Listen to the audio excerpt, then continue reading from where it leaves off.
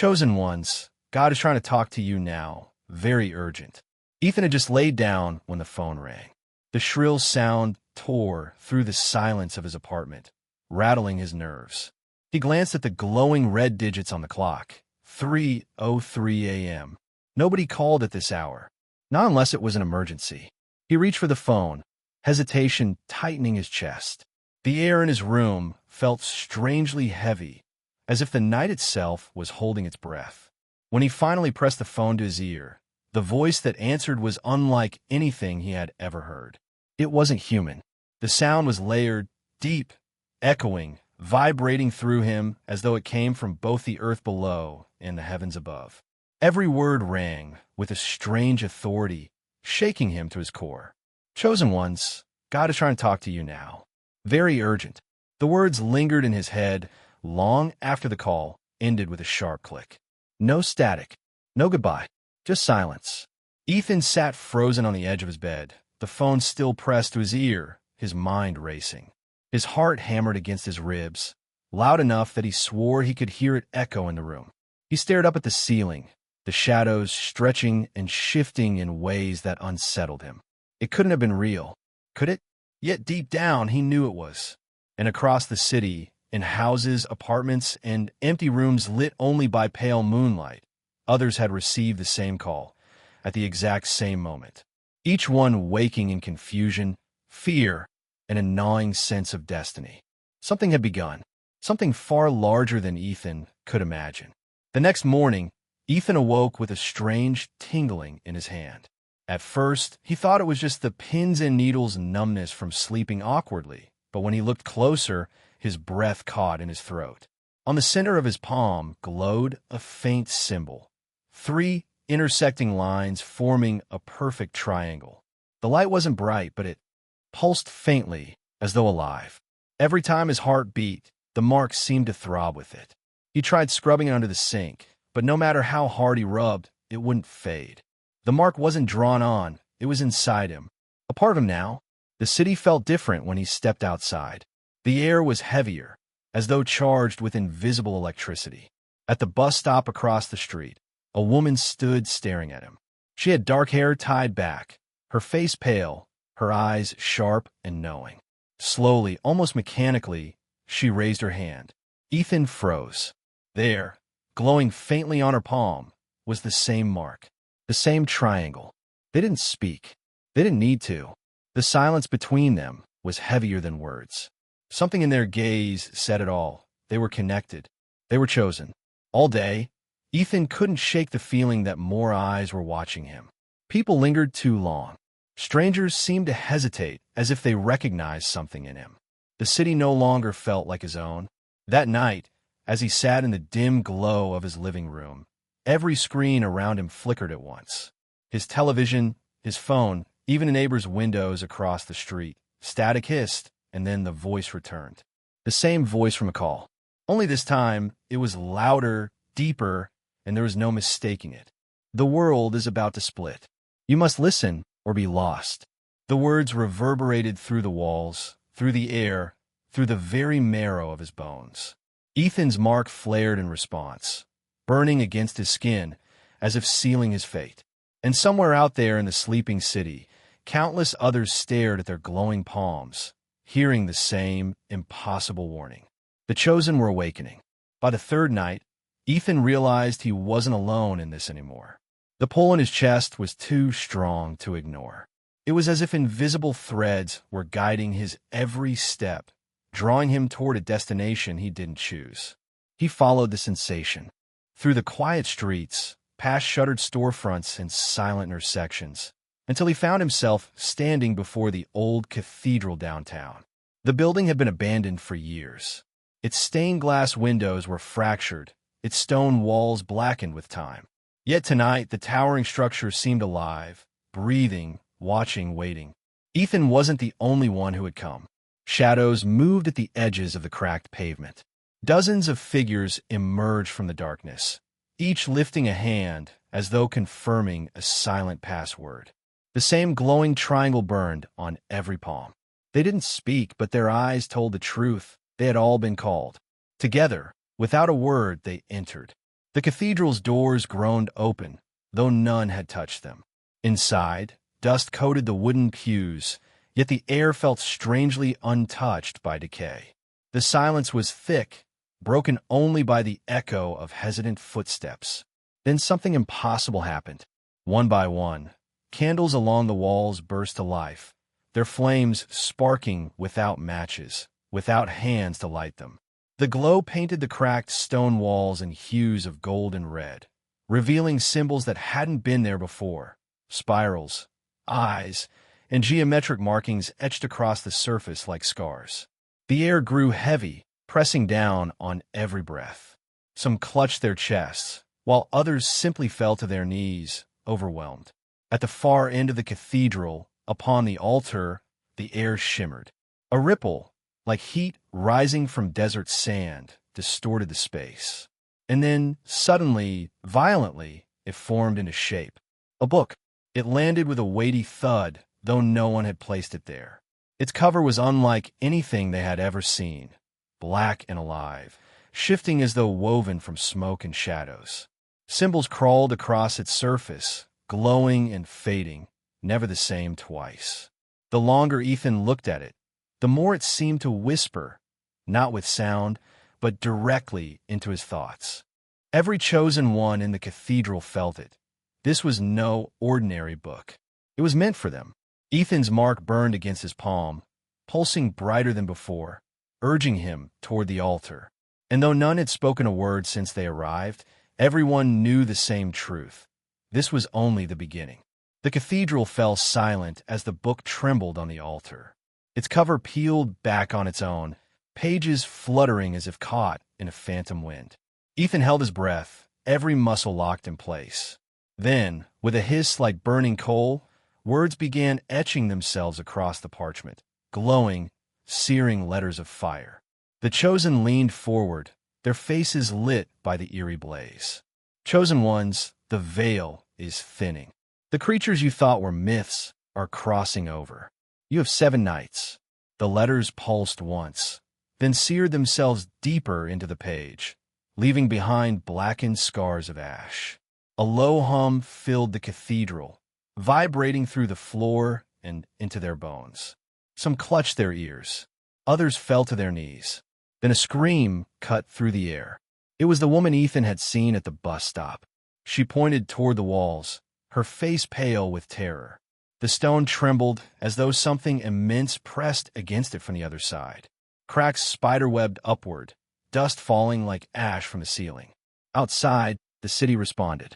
Through the stained glass fragments, Ethan saw the skyline shudder with darkness. Streetlights flared, then blinked out one by one, like dying stars swallowed by an unseen hand. Even the neon signs in the distance flickered and bled into static before collapsing into black. 7 nights, Ethan whispered, the words tasting like ash in his mouth. The mark on his palm flared hotter than ever, searing as though warning him. Around him, others stared at their hands in horror.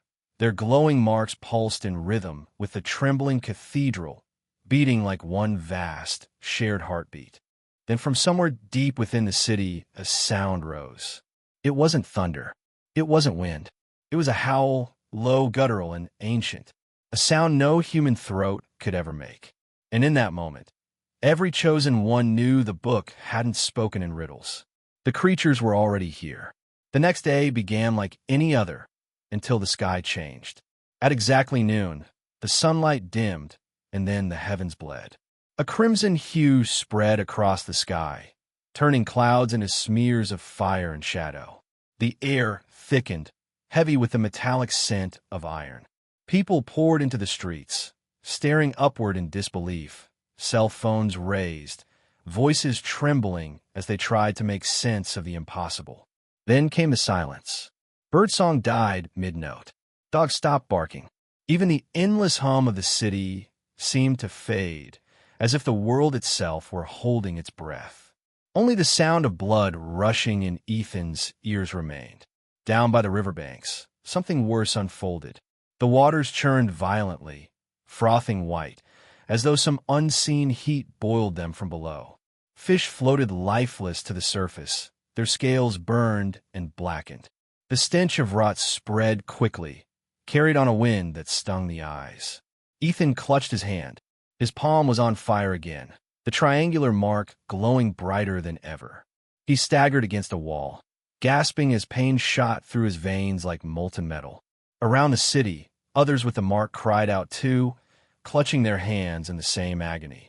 Their connection was undeniable. Every chosen felt the same fire, the same pull. This wasn't just a vision. It wasn't a metaphor. Ethan's chest tightened with dread as the truth hit him with crushing weight. The message they had received, the book's warning, the trembling walls of the cathedral. None of it was about something far away. The unraveling had already begun. The veil was breaking now, and the world, as they knew, it was collapsing in real time. By the sixth night, the city had already begun to fracture. Streets were abandoned, electricity flickered unpredictably, and whispers of impossible sightings spread like wildfire. Yet the chosen ones felt the same undeniable pull, drawing them once more to the cathedral. Inside, the air was thicker than before, charged, suffocating. The glowing book lay open on the altar, pulsing rhythmically as though it had grown a heart of its own. Every beat reverberated through the floorboards, shaking the ancient stones. The chosen stood in silence, eyes wide, marks on their palms searing in unison. Then, suddenly, the voice came again. Not from phones, not from screens, not even from the cathedral's echoing halls. This time, it resonated directly within their minds. The trumpet has sounded. The gates are open. Prepare yourselves. The words did not pass through their ears. They struck straight into their skulls, vibrating in bone and blood. Some fell to their knees, clutching their heads, while others trembled but stood firm. Ethan tasted iron on his tongue, as if the voice itself had drawn blood. Then the cathedral reacted. The stained glass windows, once shattered and dull, blazed with light for one brief moment. Reds, blues, and golds brighter than the noon sun. And then, with a deafening crack, they exploded inward all at once. Shards of glass rained down like deadly rain, scattering across the pews and stone floor. Yet not a single chosen was cut.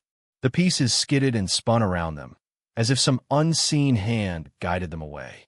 Every head turned upward, through the broken arches where glass had once been. The sky churned like a storm of ash and fire. And then they saw them, figures, moving in the heavens. They were vast, towering silhouettes with bodies stretched too tall for human shape. Their wings were not feathers but ragged expanses of ash and smoke, shifting and unraveling in the wind like burning paper. Their presence blotted out the moon and stars. The chosen ones held their breath as the shadows circled above the city, their eyes glowing faintly like embers in the dark. The gates were open, and what had once been locked beyond the veil was no longer bound. Fear had been gnawing at them since the first night, but now it spread like fire in dry grass. The sight of the winged shadows circling above the city had broken something inside the group. Whispers filled the cathedral's hollow space. Arguments, doubts, desperate prayers muttered under shaky breaths. And then Marcus snapped. He rose from his seat near the front, his face flushed with anger and terror, his voice cutting through the murmurs like a blade. "This is madness," he shouted, his eyes wild. "We're being tricked. We're being marked for slaughter. I won't be part of this." Gasps rippled through the crowd. Ethan's pulse quickened as he stepped forward, ready to calm him, but Marcus was already moving. His hand shook as he grabbed a broken candle from the altar, scooping up a fistful of black ash. "No!" A woman cried out, but it was too late. Marcus smeared the ash across his glowing palm, grinding it into the mark with frantic desperation. The triangle flared once, sputtered, and then went dark. His hand was ordinary again, human. For a heartbeat, silence filled the cathedral. The chosen stared, horrified, the air pressing heavier by the second.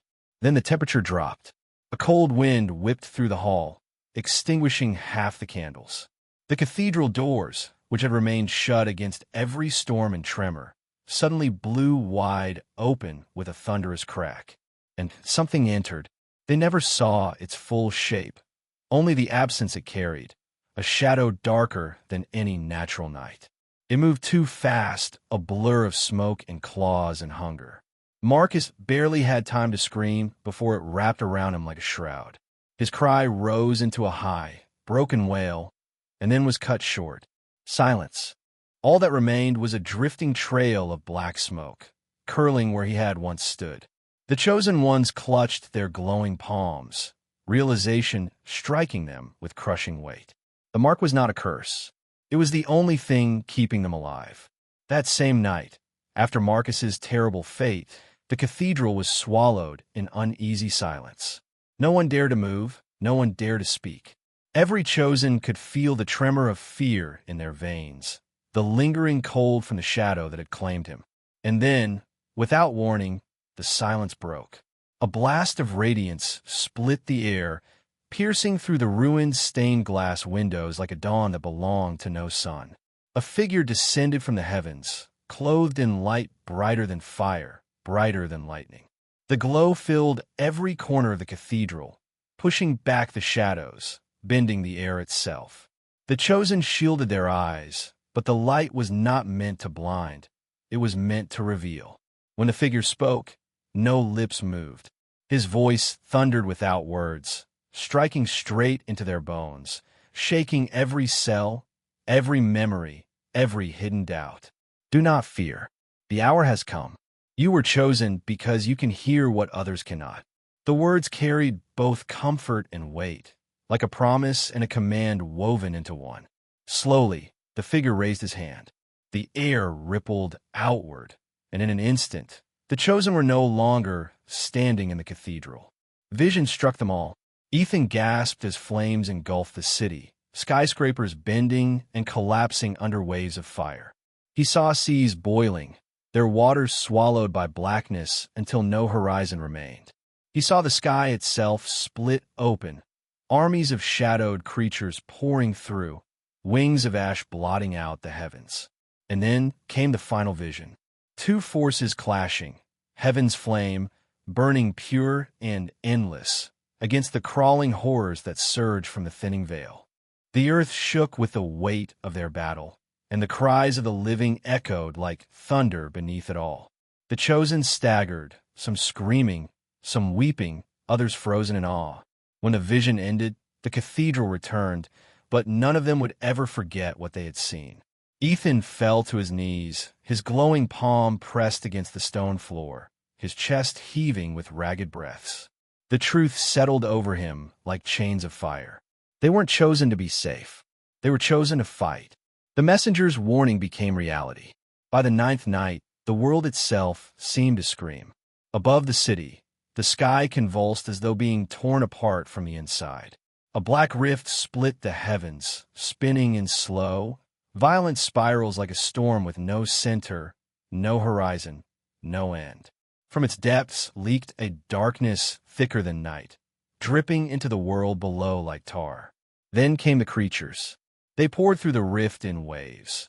Things with bone wings stretched like broken sails, their bodies twisted into shapes no human mind should comprehend. Mouths opened across their faces, wider than any living thing should bear, layered with rows of jagged teeth that clicked like chattering bones. Their shrieks split the air, a sound so sharp it rattled glass, ruptured windows, and sent the unmarked running in blind terror. Sirens wailed through the city. Police cars, fire trucks, alarms from every building, all swallowed by the chorus of shrieks. Skyscrapers groaned as creatures slammed against them. Flames licked the skyline where explosions erupted, while streets buckled under the tremors of their descent. The city was breaking. Inside the cathedral, the chosen clutched their palms in agony. The marks glowed white-hot, searing through skin and bone as though branding their very souls. Some fell to the floor, writhing, while others clenched their teeth to hold back screams. But, through the pain, they felt it. Their connection was no longer a mystery. The marks were binding them together, fusing them into something stronger than themselves. At the altar, the angelic messenger stood tall. His wings, vast and blinding, spread across the ruined chamber. light pouring from them like molten gold. In his hands, he raised a sword of light, its blade humming with a sound that wasn't sound at all, but pure power. His voice boomed, shaking dust from the rafters, silencing fear with its weight. You are the shield. Without you, the world falls. The chosen trembled. There were no warriors, no soldiers. They were ordinary men and women. Yet the fire in their hands would not relent. It demanded something of them. Ethan staggered forward, clutching his burning palm. He could feel his heartbeat merging with the mark, pumping something more than blood through his veins. He raised his head to the light, eyes burning, fear hardening into something sharper. Resolve. The urgency was no longer just a message. It was a command, and Ethan knew there was no turning back. The cathedral shook as though the earth itself had turned against it. Stones rattled loose from the ceiling, crashing into the pews below. The air pulsed with unbearable energy, thick with the mingled scent of smoke and fire. Every candle flared and then went out at once, leaving the chosen in near darkness, except for the blinding figure at the altar. The messenger was unraveling. His radiant form cracked like glass, beams of pure light bursting through as his body dissolved into brilliance.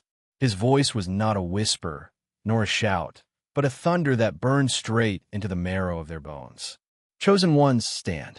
The earth cannot hear me, but you can. Take the fire in your hands and drive back the darkness.